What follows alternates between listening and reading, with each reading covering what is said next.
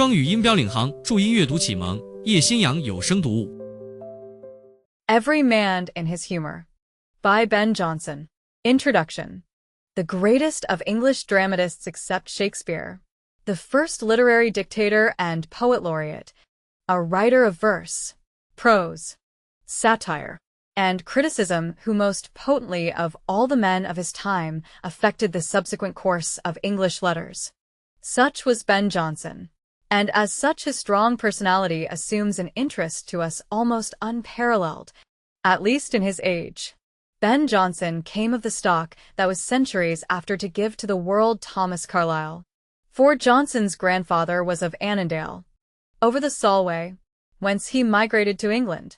Jonson's father lost his estate under Queen Mary.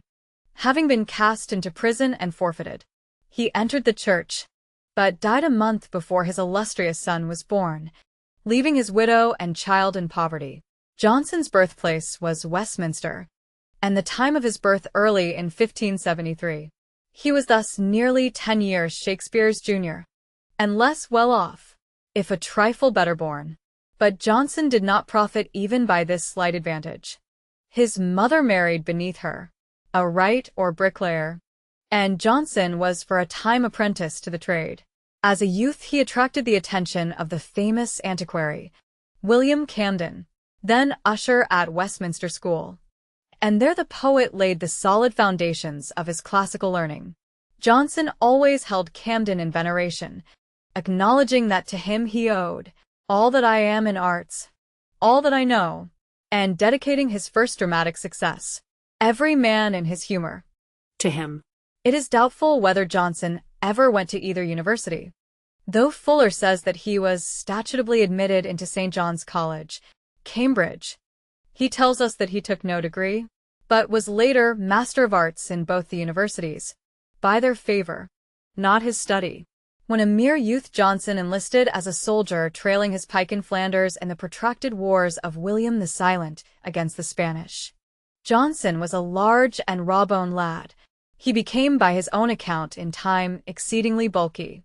In chat with his friend William Drummond of Hawthornden, Jonson told how in his service in the Low Countries he had, in the face of both the camps, killed an enemy, and taken opima spolia from him, and how since his coming to England, being appealed to the fields, he had killed his adversary which had hurt him in the arm and whose sword was 10 inches longer than his.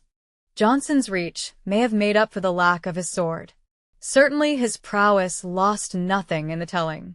Obviously Jonson was brave, combative, and not averse to talking of himself and his doings. In 1592, Jonson returned from abroad penniless.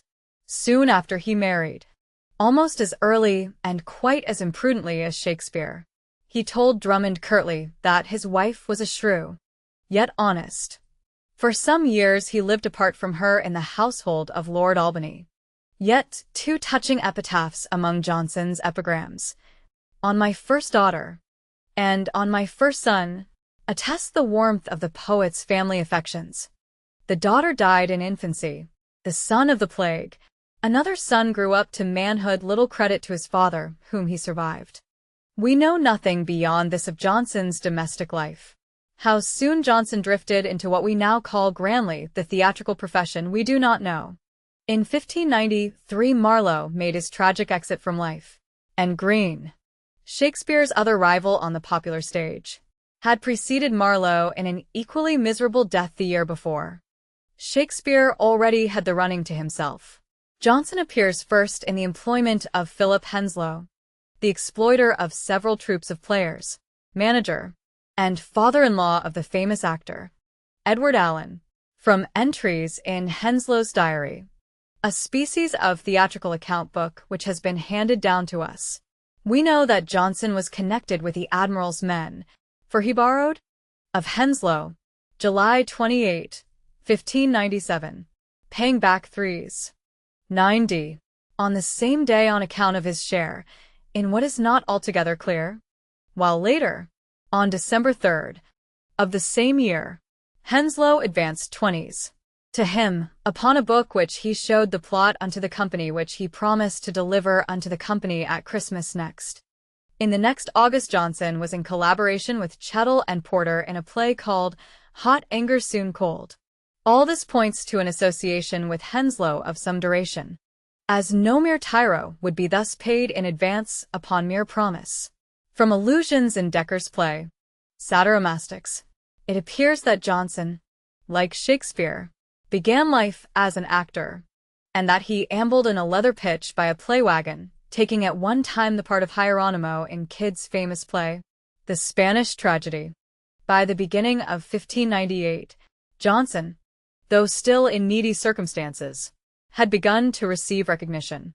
Francis Mears, well known for his comparative discourse of our English poets with the Greek, Latin, and Italian poets, printed in 1598, and for his mention therein of a dozen plays of Shakespeare by title, accords to Ben Jonson a place as one of our best in tragedy.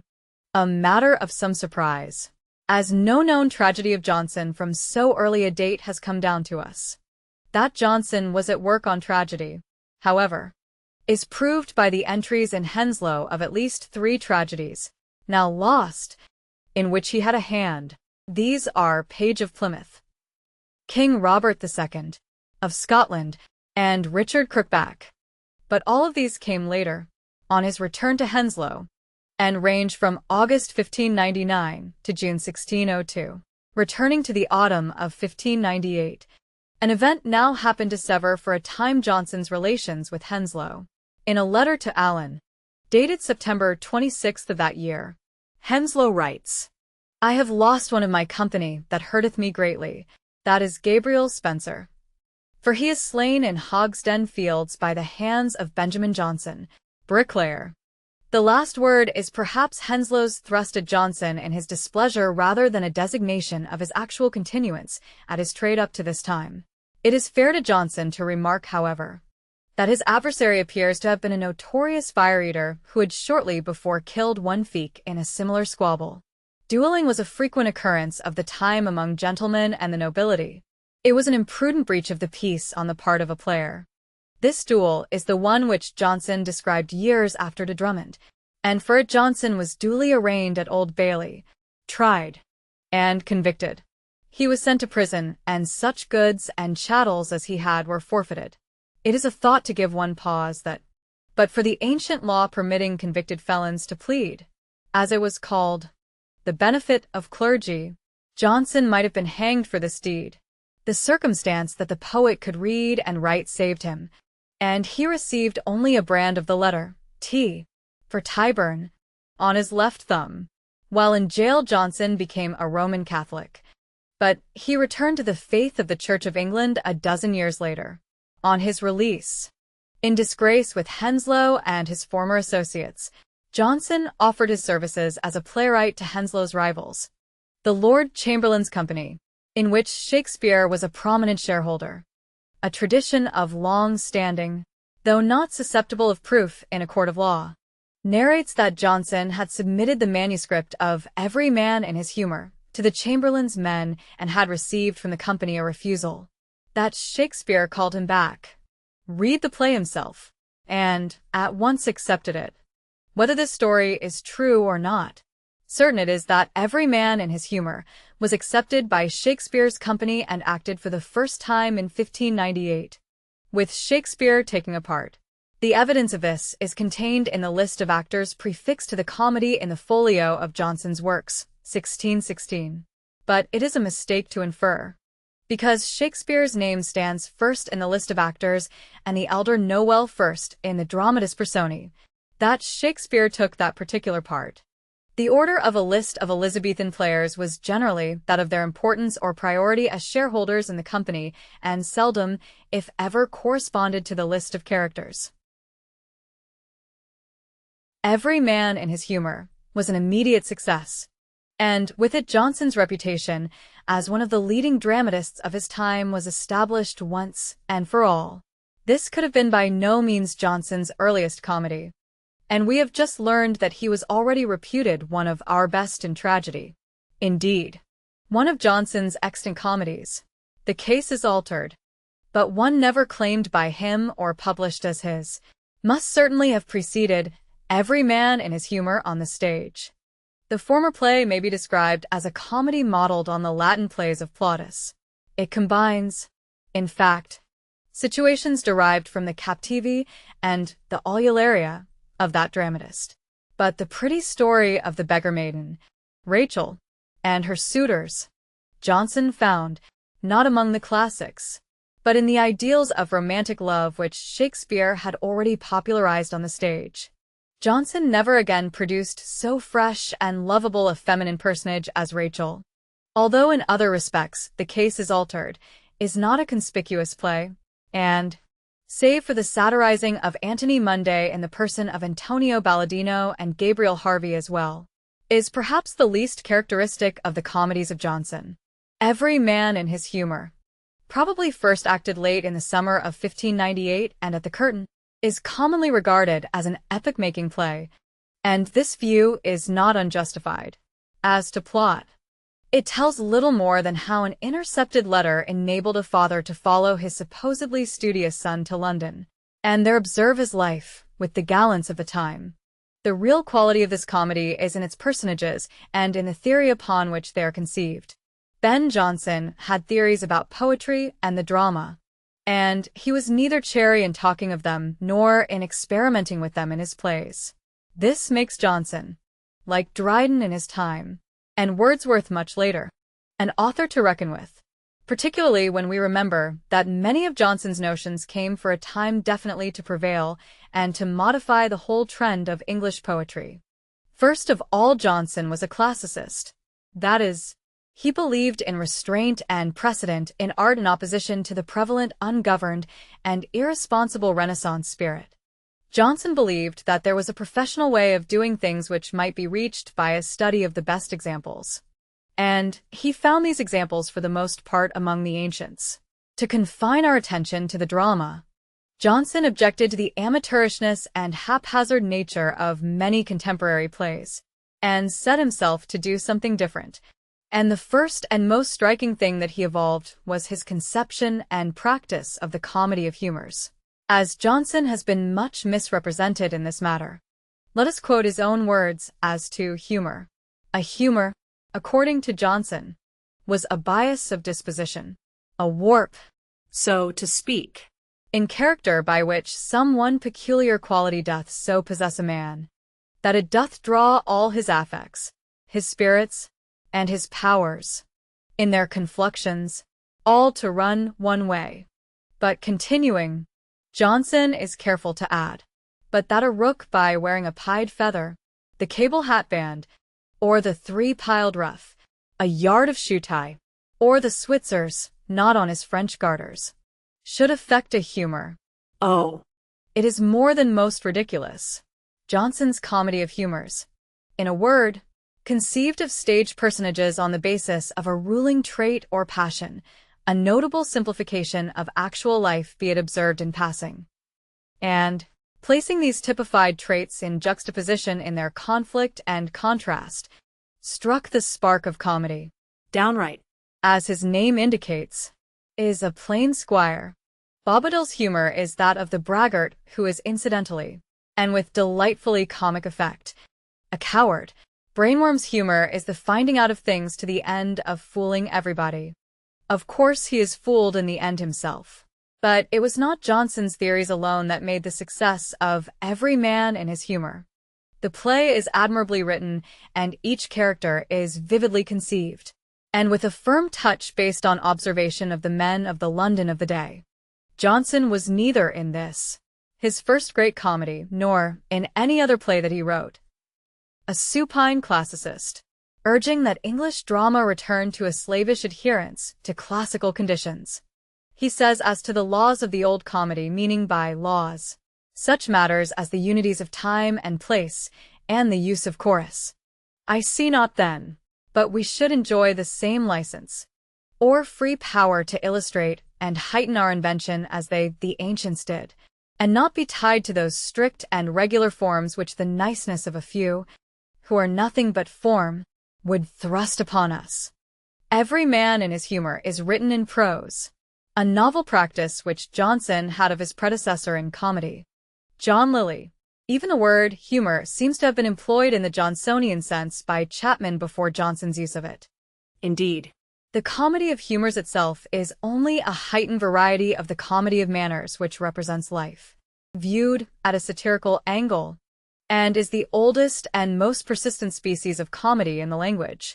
Nonetheless, Johnson's comedy merited its immediate success and marked out a definite course in which comedy long continued to run. To mention only Shakespeare's Falstaff and his rout, Bardolph, Pistol, Dame Quickly, and the rest, whether in Henry IV or in The Merry Wives of Windsor, all are conceived in the spirit of humors. So are the captains, Welsh, Scotch, and Irish of Henry V, and Malvolio especially later. Though Shakespeare never employed the method of humors for an important personage, it was not Johnson's fault that many of his successors did precisely the thing that he had reprobated, that is, degrade the humor into an oddity of speech, an eccentricity of manner, of dress, or cut of beard. There was an anonymous play called Every Woman in Her Humor. Chapman wrote A Humorous Day's Mirth, Day, Humor Out of Breath, Fletcher later, The Humorous Lieutenant, and Johnson, besides, Every Man Out of His Humor, returned to the title in closing the cycle of his comedies in The Magnetic Lady or Humors Reconciled, with the performance of Every Man Out of His Humor in 1599. By Shakespeare's company once more at the Globe, we turn a new page in Johnson's career. Despite his many real virtues, if there is one feature more than any other that distinguishes Johnson, it is his arrogance, and to this may be added his self-righteousness, especially under criticism or satire. Every Man Out of His Humor is the first of 3 comical satires which Johnson contributed to what Dekker called the Poetomachia, or War of the Theatres as recent critics have named it. This play as a fabric of plot is a very slight affair, but as a satirical picture of the manners of the time, proceeding by means of vivid caricature, couched in witty and brilliant dialogue and sustained by that righteous indignation which must lie at the heart of all true satire, as a realization, in short, of the classical ideal of comedy, there had been nothing like Johnson's comedy since the days of Aristophanes. Every Man in His Humor, like the 2 plays that follow it, contains 2 kinds of attack. The critical, or generally satiric, leveled at abuses and corruptions in the abstract, and the personal, in which specific application is made of all this in the lampooning of poets and others, Johnson's contemporaries. The method of personal attack by actual caricature of a person on the stage is almost as old as the drama. Aristophanes so lampooned Euripides in the Acharnians and Socrates in the Clouds, to mention no other examples. And in English drama this kind of thing is alluded to again and again. What Johnson really did was to raise the dramatic lampoon to an art, and make out of a casual burlesque and bit of mimicry a dramatic satire of literary pretensions and permanency, with the arrogant attitude mentioned above and his uncommon eloquence in scorn, vituperation, and invective. It is no wonder that Johnson soon involved himself in literary and even personal quarrels with his fellow authors. The circumstances of the origin of this poetomachia are far from clear, and those who have written on the topic, except of late, have not helped to make them clearer. The origin of the war has been referred to satirical references, apparently to Johnson, contained in The Scourge of Villainy, a satire in regular form after the manner of the ancients by John Marston, a fellow playwright, subsequent friend and collaborator of Johnson's.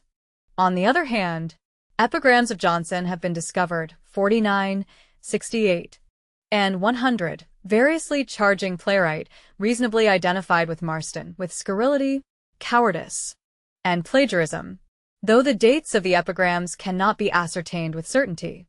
Johnson's own statement of the matter to Drummond runs: he had many quarrels with Marston, beat him, and took his pistol from him, wrote his poetaster on him, the beginning s of them were that Marston represented him on the stage. Asterisk.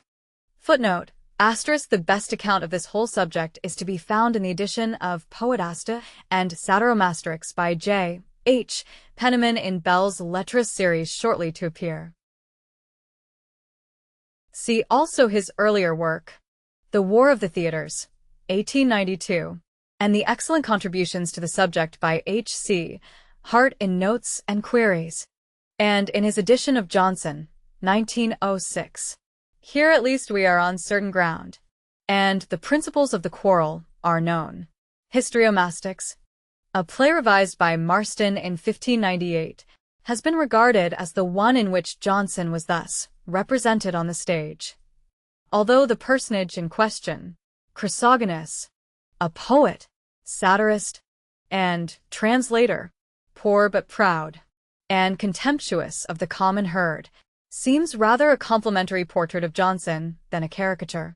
As to the personages actually ridiculed in Every Man Out of His Humour, Carlo Buffoni was formerly thought certainly to be Marston, as he was described as a public scurrilous and profane jester, and elsewhere as the grand scourge or second untruss, that is, satirist, of the time, Joseph Hull being by his own boast the first, and Marston's work being entitled The Scourge of Villainy. Apparently, we must now prefer for Carlo a notorious character named Charles Chester, of whom gossipy and inaccurate Aubrey relates that he was a bold, impertinent fellow, a perpetual talker, and made a noise like a drum in a room. So one time at a tavern Sir Walter Raleigh beats him and seals up his mouth, that is his upper and nether beard, with hard wax. From him Ben Jonson takes his Carlo Buffoni, i.e., jester, in Every Man in His Humour. Sick. Is it conceivable that after all Johnson was ridiculing Marston, and that the point of the satire consisted in an intentional confusion of the grand scourge or second untruss with the scurrilous and profane Chester? We have digressed into detail in this particular case to exemplify the difficulties of criticism in its attempts to identify the allusions in these forgotten quarrels. We are on sounder ground of fact in recording other manifestations of Johnson's enmity. In The Case is Altered, there is clear ridicule in the character Antonio Balladino of Anthony Munday, pageant poet of the city, translator of romances and playwright as well. In Every Man in His Humour, there is certainly a caricature of Samuel Daniel, accepted poet of the court, sonneteer, and companion of men of fashion.